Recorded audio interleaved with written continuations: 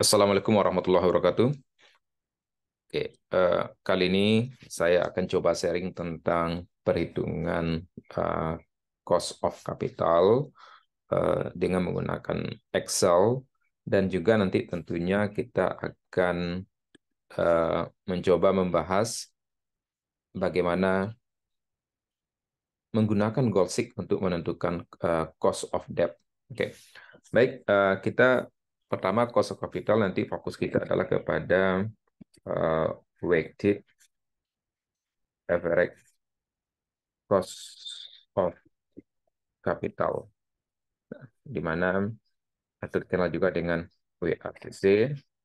Nah, ini rumusnya adalah mungkin secara sederhana kita bagi dua sumber kapital secara besar, itu adalah equity dan debt dan hutang. Nah, tentunya kita menentukan berapa uh, cost of capital itu dengan menggunakan pertama kita menghitung proporsi dari ekuitas, berapa persen pembiayaan melalui ekuitas, dikali dengan uh, cost of equity, ditambah dengan biaya persentase proporsi pembiayaan dengan hutang, dikali dengan cost of debt, kemudian dikalikan dengan 1 kurang pajak.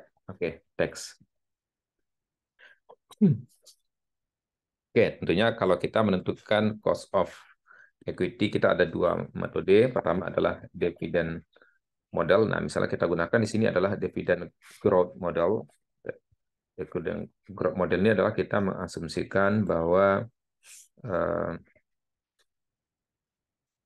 dividen akan tumbuh dengan tingkat pertumbuhan konstan. Oke, tentunya kita bisa menghitung bahwa cost of equity itu adalah sama dengan ya, dividen, expected dividend dibagi dengan harga saham, kemudian ditambah dengan G. Oke. Kita contohkan kalau misalnya dividen tahun ini, oke, ini adalah sama dengan eh, 100 rupiah misalnya, oke, 100 rupiah, dividen saya ini adalah 100 rupiah, kemudian dengan tingkat pertumbuhan dividen per tahunnya itu adalah 5% misalnya. Sorry. G itu adalah 5%, maka kita dan harga saham itu misalnya adalah 1050 misalnya. Oke, kita random saja. Kemudian kita bisa menghitung berapa RE. Nah, dengan menggunakan rumus di atas, berarti cost of equity itu sama dengan kita hitung dulu D1. Nah, D1 kita bisa menggunakan rumus itu adalah D0 dikali dengan 1 tambah G. Oke, bisa jadi kita cari terpisah boleh. Oke, D1 itu sama dengan dividen saat ini dikali dengan 1 tambah G. Oke, berarti kita bisa hitung di bawahnya aja kita hitung. Itu adalah D0 dikali dengan 1 tambah G. Kita cek dulu. Ini, oh kita lupa tanda kalinya ya. Bintang, ya 105. Nah, sekarang kita bisa masukkan 105 dibagi dengan P, kemudian ditambah dengan G. Nah, 15%. Oke. Jadi kita tinggal mengubah, misalnya ya tergantung kepada harga saham. Jadi salah satu yang mempengaruhi itu adalah 3 faktor yang mempengaruhi cost of equity di sini adalah dividen, harga saham, dan pertumbuhan dividen. Ya, kita bisa lihat dampak perubahannya, misalnya 800, kalau harga saham 800 misalnya, nah, 8.000. Nah, kalau semakin tinggi 2.000 misalnya, maka dividennya ada apa? Cost of equity adalah 10,25, 1.500. Oke. Nah, misalnya kita ambil aja yang cost of equity yang 1.500 ya. Nah, kemudian kita coba lanjut dengan metode yang kedua, itu adalah security market line, SML, atau juga kita kenal dengan capital asset pricing model. Nah, dalam security market line, RE itu adalah sama dengan risk free rate ditambah nanti dengan risiko sistematis yang dikenal dengan beta. Kayak kita ambil beta aja di sini, atau karena kita bisa menggunakan simbol juga. Oke, kemudian dikali dengan uh, premi risiko. Oke, premi risiko pasar itu adalah RM dikurang dengan RF. Jadi RM dikurang RF itu adalah premi risiko pasar. Oke, misalnya kita tahu beberapa, misalnya RF, misalnya RF kita bisa gunakan bunga acuan, misalnya kita bisa gunakan bunga acuan Bank Indonesia, atau yang paling banyak itu adalah tingkat yield pada obligasi pemerintah. Oke, apakah menggunakan biasanya cenderung menggunakan misalnya 10 years bond misalnya. Kemudian juga bisa ada 5 years bond, bisa. Oke, itu yang bisa kita lihat secara langsung, cari di internet. Misalnya adalah 6,5%. Oke, 6,5%. Kemudian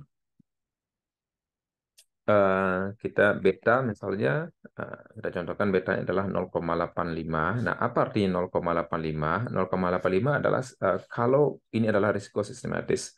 Kalau misalnya pasar meningkat 1%, maka return dari saham perusahaan akan meningkat 0,85%. Nah, sebaliknya kalau pasar turun 1%, maka return dari saham perusahaan akan turun dari sebesar 0,85%. Artinya adalah semakin tinggi beta, semakin tinggi risikonya. Oke, kemudian premi misalnya.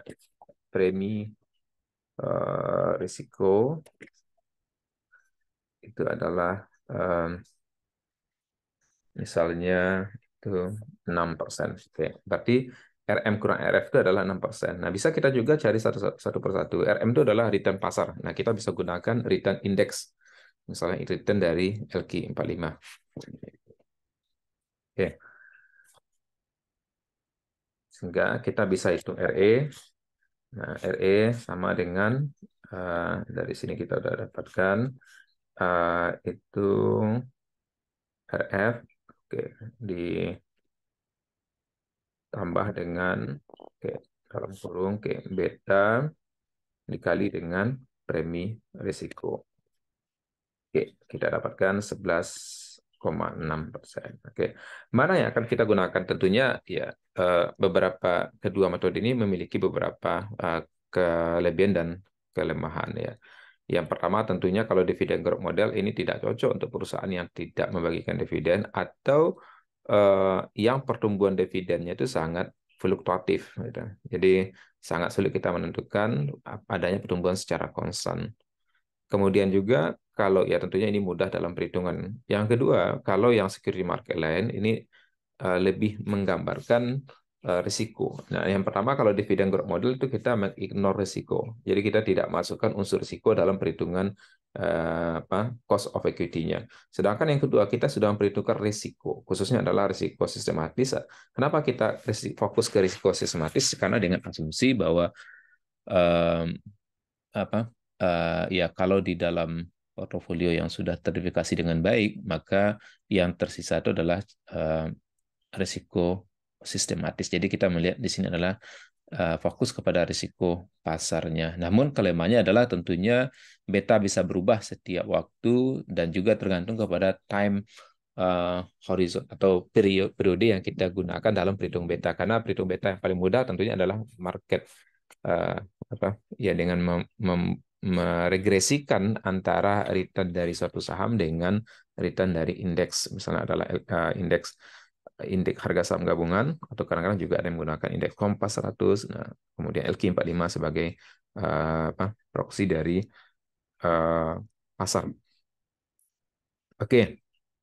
Kemudian kita berikutnya lanjut ke cost of debt. Nah, cost of debt kita fokus kepada, ya di sini kita asumsikan bahwa di sini adalah hanya ada obligasi misalnya. Nah, obligasi yang harus kita ingat itu adalah bahwa kupon tidak sama dengan bukan atau tidak sama dengan cost of capital. Nah, jadi kita tidak bisa menggunakan langsung kupon itu adalah sebagai cost of capital. Karena apa? Karena kita harus menghitung. Karena gini juga, karena kalau obligasi itu dijual dalam harga diskon, maka ada beban tambahan yang didapatkan oleh perusahaan. Karena misalnya kalau perusahaan jual dengan nilai nominal obligasi dengan nilai nominal 5 juta, kemudian dijual hanya bisa 4.800.000, sedangkan pada akhir periode mereka harus bayar 5 juta kepada investor. Artinya kan ada biaya yang dibayarkan itu adalah 200. Nah, artinya di sini kita harus memperhitungkan juga nama itu adalah yield to maturity sebagai pengganti dari cost of capital. Oke, yield to maturity. Nah, tentunya perhitungan yield to maturity mungkin di video sebelumnya sudah disampaikan juga bahwa kita mau nggak mau harus melakukan trial and error di sini ya. Tapi di Excel, kalau kita carikan dengan Excel, kita bisa menggunakan metode Goldseek di sini dalam penentuan yield to maturity tadi. Oke. Kita contohkan misalnya sebuah obligasi, obligasi perusahaan dengan nilai quote obligasi perusahaan, contohnya adalah 105 misalnya. Oke. Dengan kupon misalnya itu adalah 10% kupon rate-nya. Oke, tingkat kuponnya. Oke, kupon rate-nya itu adalah misalnya kita contohkan 10%. Nah, dan kemudian kita mengasumsikan, oke, misal quote kita berikan rendah dulu ya, misalnya 98. Artinya quote 98, quote harga obligasi 98, artinya adalah harga obligasi itu adalah 198% dari harga nominalnya. Kalau tadi 105 itu adalah harga obligasi, itu adalah 105 dari nilai nominal atau nilai par obligasi tersebut. Oke, kita cobakan. Di sini 98 dulu lah ya, 98. Kemudian kita lihat par dari obligasi atau harga nominal. Nah, itu adalah misalnya 5 juta. Oke, kita bikin 5 juta. Kemudian misalnya ini dibayarkan, kuponnya dibayarkan setiap semester semi annually misalnya. Oke, artinya M-nya ada dua. M ini adalah frekuensi pembayaran kupon per tahun. Nah, kalau per bulan nanti M-nya adalah 12. Kalau kuartal 4. Oke, kalau per tahun ada 1. Nah, tentunya kita harus perlu cari berapa kupon rate untuk 10% ya. Kupon rate untuk per semester di sini ya. Kita tinggal bagi kupon rate dibagi dengan M. Oke, sama dengan 10 dibagi dengan 2. Oke, kita dapatkan 5%. Oke. Nah, kemudian kita hitung par belum. Kita hitung juga periode dulu. Oke, periode pembayaran kupon itu adalah periode kupon ya, itu tentunya sama dengan oke, waktunya tadi kita belum masukkan ya. Oke, kita tambahkan dulu informasinya di sini. Jatuh tempo atau maturity-nya, D-nya adalah misalnya 15 tahun atau 10 tahun. Oke. Nah, periode kuponnya itu adalah sama dengan 2 kali 10, artinya selama 10 tahun, maka kupon dibayarkan sebanyak 20 kali, karena dibayarkan setiap semester atau semi-annually. Nah, sekarang kita coba hitung berapa harga dari obligasi ini jika YTM itu adalah sama dengan 9% misalnya. Nah, kita ambil YTM dulu karena kita membutuhkan untuk perhitungan obligasinya. Tentunya kita harus tahu juga YTM harus dibagi juga dengan frekuensi pembayaran bunga. Artinya per periode kupon itu adalah yield to maturity-nya sama dengan 9 dibagi dengan M. Oke, 4,5%. Nah,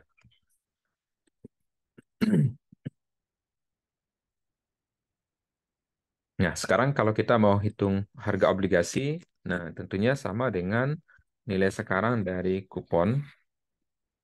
eh, kupon ditambah dengan nilai sekarang dari par. Par ini adalah harga nilai yang akan dibayarkan kepada konsumen pada saat jatuh tempo. Nah, sekarang kita hitung dulu present value dari kupon. Ini adalah kita bisa menggunakan rumus anuitas ya. Jadi pertama kita cari yang anuitas bagian atas dulu. Itu adalah ya kita berikan simbol aja A. A itu adalah bagaimana yang perlu kita hitung pertama itu adalah 1 dikurangi dengan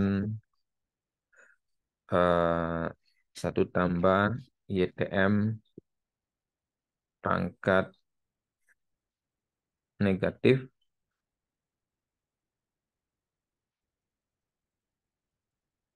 TM. Oke, ini YTM dibagi dengan M.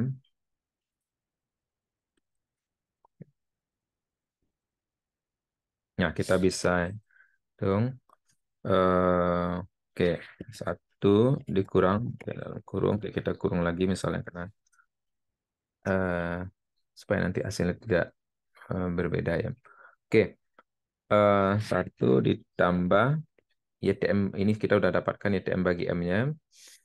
Oke, pangkat negatif TM. Nah, itu adalah TM kita udah cari tadi, itu dari kupon. Oke, sama dengan oke, ini kita karena dalam persa kita ganti dengan angka general aja. Oke. Kemudian yang B itu adalah hasil yang A dibagi dengan YTM bagi dengan M. Oke, berarti di sini hasil yang A kita bagi dengan hasil yang ini. Oke, YTM dibagi dengan M. Nah, kita dapatkan 13. Berarti present value dari kupon, nah itu sama dengan B dikali dengan kupon.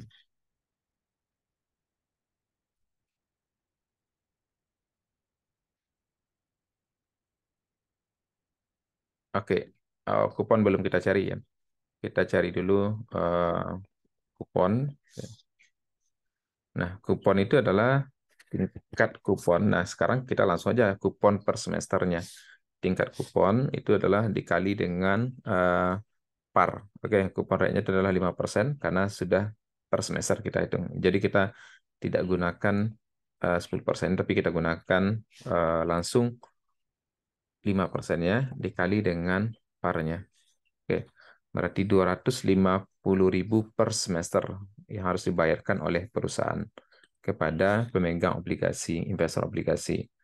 Nah, itu sama dengan tentunya kupon kita kalikan dengan hasil yang di sini. Oke, kita dapatkan itu adalah 3.251.984. Nah, kemudian yang kedua, present value dari par. Oke.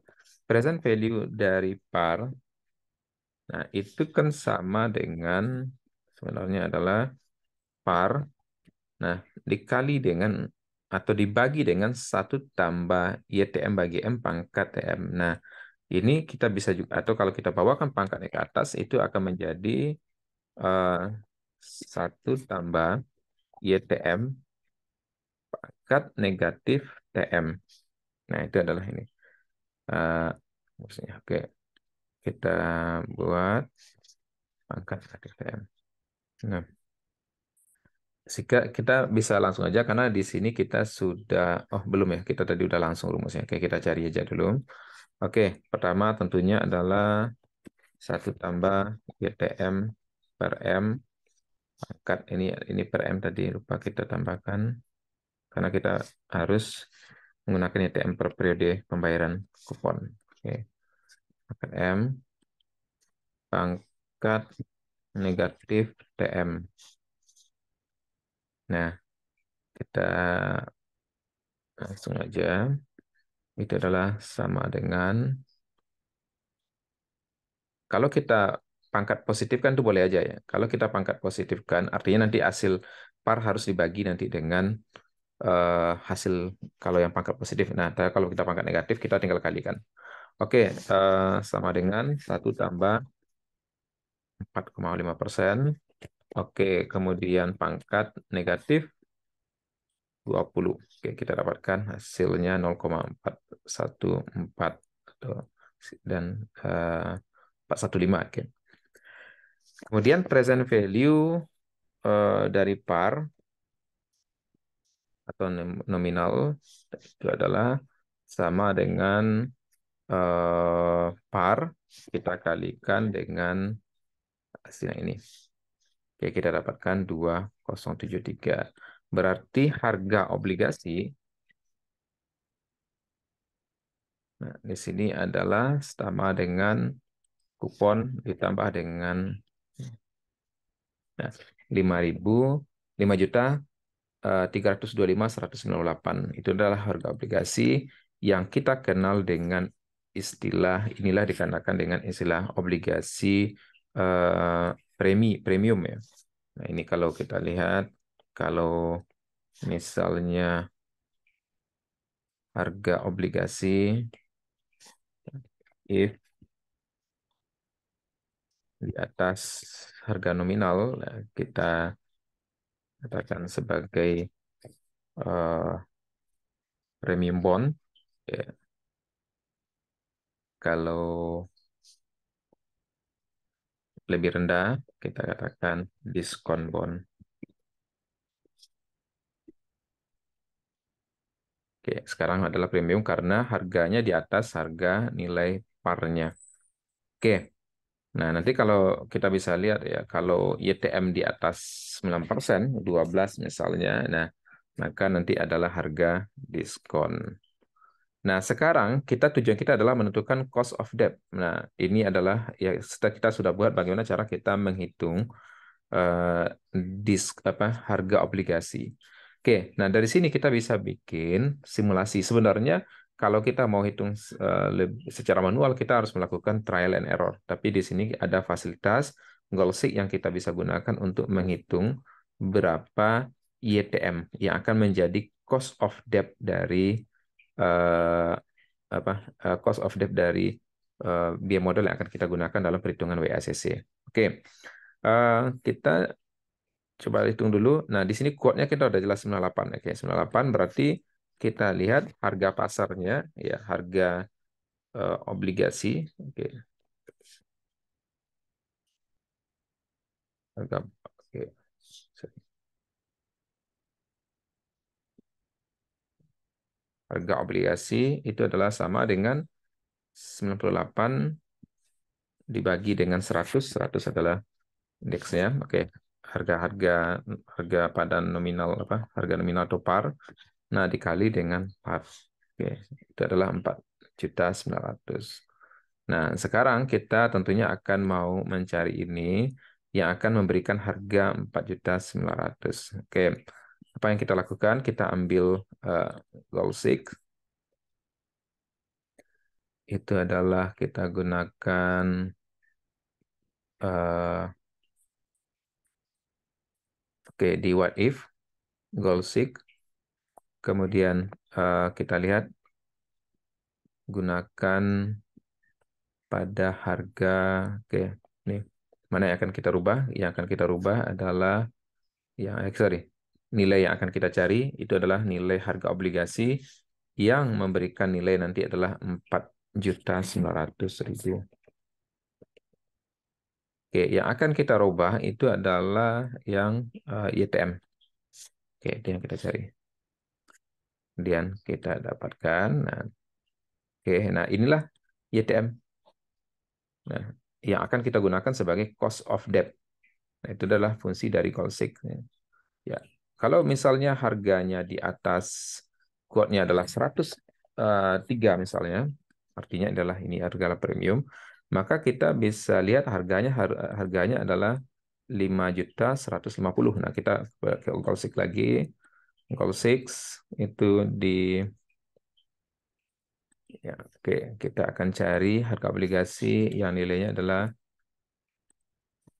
5.150. Oke. Kemudian yang akan berubah adalah YTM. Oke, nilainya adalah 9,53. Oke, kita udah dapatkan cost of debt-nya 9,53. Nah, nanti kita coba hitung berapa WACC. Kita asumsikan kita gunakan misalnya, oke, kita gunakan ini karena lebih memperhitungkan cost of memperhitungkan risiko dari suatu perusahaan atau project. Nah, kemudian kita coba hitung, tentunya kita butuh WE, kita butuh WD misalnya. Nah, kalau misalnya ekuitas perusahaan, kita contohkan secara general. Ekuitas misalnya itu adalah 100 miliar. Oke.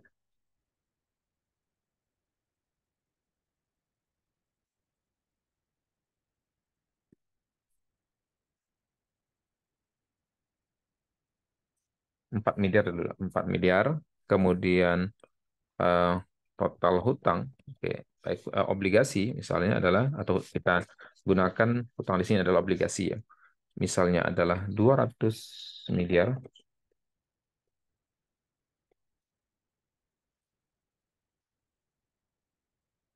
Sorry. Jadi 400 miliar, atau 40 miliar, kayak angka yang lebih mudah aja lah.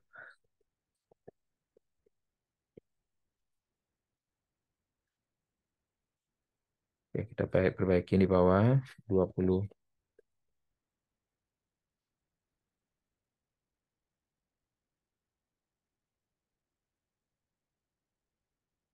Oke, 20 miliar. Nah, sekarang kita bisa hitung berapa WE. WE itu bagaimana kita carinya? Itu adalah persentase dari